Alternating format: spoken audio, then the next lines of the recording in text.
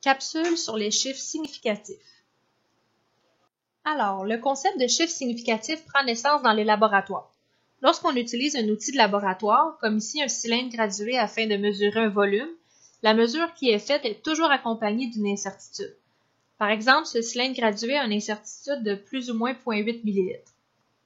Puisqu'un volume de 60 ml a été mesuré, la mesure devrait être notée ainsi dans le cahier de laboratoire, 60,0 plus ou moins 0,8 ml. Pourquoi indiquer un 0 après la virgule? Car il est significatif. Nous détenons de l'information quant à cette décimale. Elle est incertaine de plus ou moins 0,8 ml. C'est une information. Donc, le 6 et le premier 0 sont certains, alors que la première décimale est incertaine. La deuxième décimale, quant à elle, est carrément inconnue. Nul ne peut s'avancer sur la valeur de la deuxième décimale, donc il ne faut pas l'indiquer. Qu'est-ce que ça veut dire quand on écrit 60,0 plus ou moins 0,8 ml dans son cahier de laboratoire? Ça veut dire que la mesure qu'on a faite peut s'étendre de 59,2 à 60,8 ml. C'est la limite que nous permet cet outil. Donc, on voit qu'on détient de l'information par rapport à la première décimale. C'est pour ça qu'elle est incluse dans les chiffres significatifs.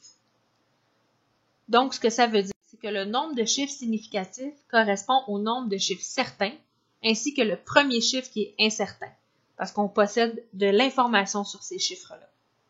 Donc, comme dans notre cas précédent, le 60,0 aurait 3 chiffres significatifs. Voici 2 autres exemples qui vous démontrent la première règle que vous devez savoir. Les chiffres de 1 à 9 sont toujours significatifs. Dans le cas des zéros, comme l'exemple du 60, on va voir que c'est un cas particulier. Donc, le 0 représente un cas particulier parce que selon le contexte, il peut être significatif ou non. Ici, vous voyez 3 façons différentes d'écrire le chiffre 60. Supposons que vous devez écrire 60 dans votre cahier de laboratoire et selon l'outil que vous avez utilisé pour récolter cette valeur-là, vous avez droit qu'à un seul chiffre significatif. Bien, vous pouvez le faire en écrivant simplement 60. Supposons que vous pouviez le faire avec un outil qui vous accordait 2 chiffres significatifs. Comment distinguer le cas où on a droit à un chiffre significatif ou 2 chiffres significatifs? Bien, on va barrer le 0 pour dire que la position du 0 compte, on a de l'information par rapport à cette position-là, vous aviez droit à 2 chiffres significatifs. C'est comme ça qu'on va distinguer la précision entre un 60 avec un 0 qui n'est pas barré et 60 avec un 0 qui est barré. Donc, la petite barre veut dire ce 0-là, j'ai de l'information par rapport à cette position-là. Si on veut écrire 60 avec 3 chiffres significatifs, bien, on n'a pas le choix, il faut rajouter un 0 en décimale parce que 60 en a juste 2 chiffres, donc le troisième devient la décimale.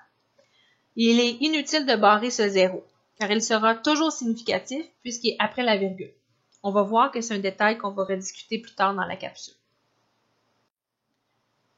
Le 0 est significatif à certains instants. Le but, c'est de vous énumérer les règles ici.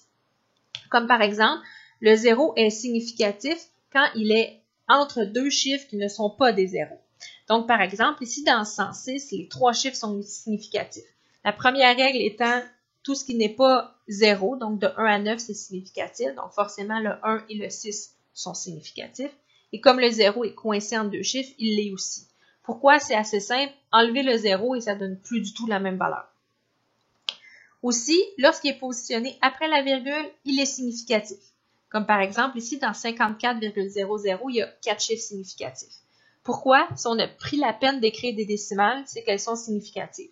Si ce n'était pas des chiffres significatifs, vous auriez simplement à ne pas les écrire, ça donnerait encore 54. Le 0 est également significatif lorsqu'il est barré ou avant un 0 barré.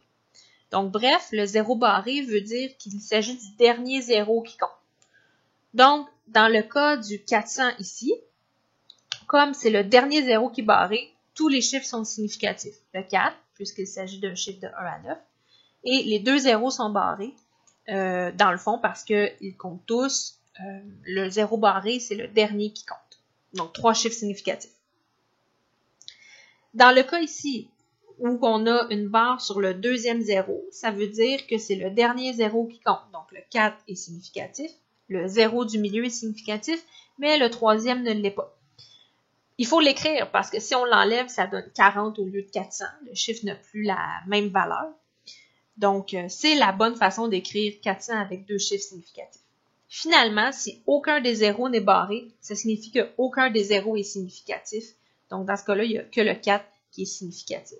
Donc, si on avait pris une mesure de 400 en laboratoire, mais qu'à cause de l'outil qu'on avait utilisé, on pouvait simplement avoir droit à un chiffre significatif, bien, il faudrait l'écrire de cette façon-là dans notre cahier.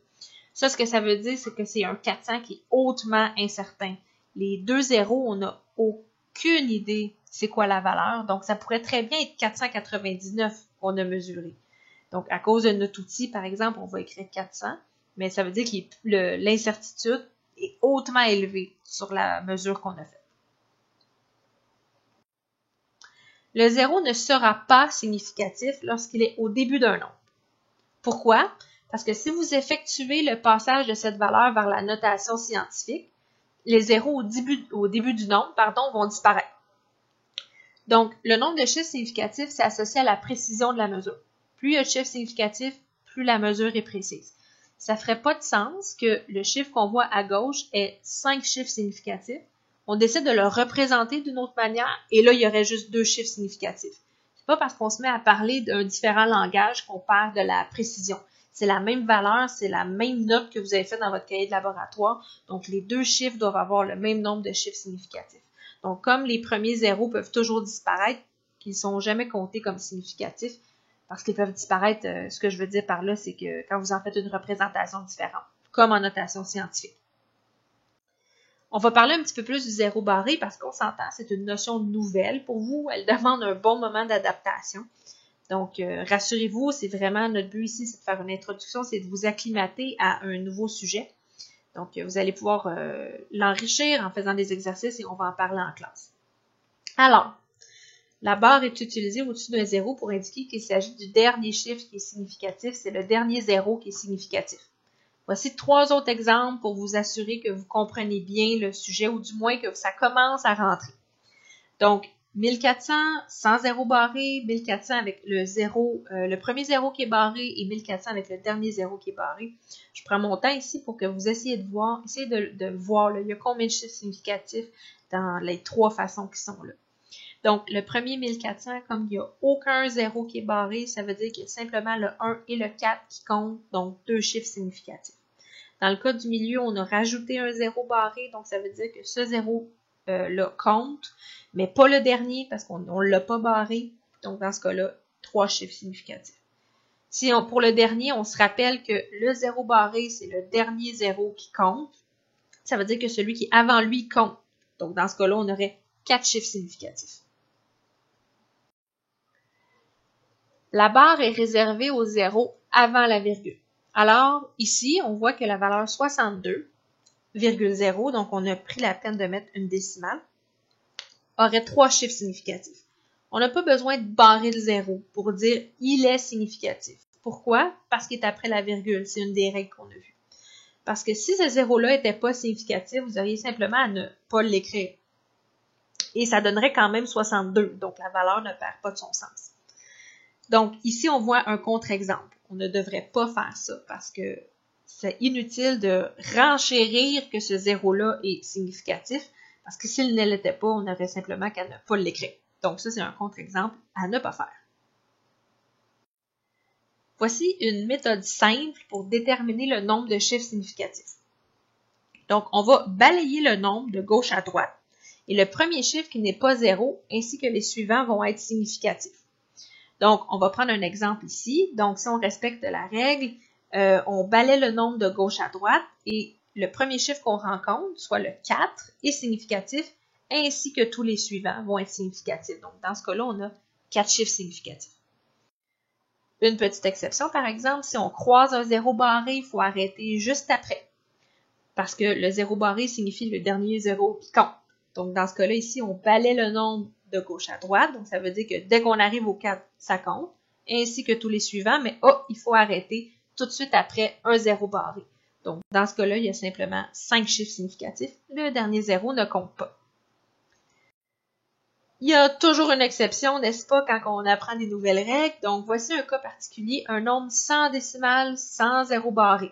Donc, par exemple, ici, 405 000. Donc, dans ce cas-là, on va commencer, on va essayer de respecter nos règles. Donc, le 4 compte parce que c'est un chiffre qui est de 1 à 9. Ensuite, l'autre 0 compte parce qu'il est coincé entre deux chiffres qui ne sont pas des zéros. Le 5 compte parce qu'il est un chiffre de 1 à 9. Et après ça, on tombe à une suite de 0. Le 0 est pas barré, il compte pas. Donc, ça veut dire qu'ici, les seuls chiffres qui compteraient comme significatifs, c'est le 4, le 0 et le 5, tout à gauche du nombre. Donc, on aurait seulement 3 chiffres significatifs. C'est une notion essentielle, mais qui se doit d'être maîtrisée à force de faire des exercices. La pratique va vous rendre excellent là-dedans. Le terme anglais, c'est « practice makes perfect ». Donc, faites des exercices, notez vos questions, amenez tout ça en classe. À bientôt!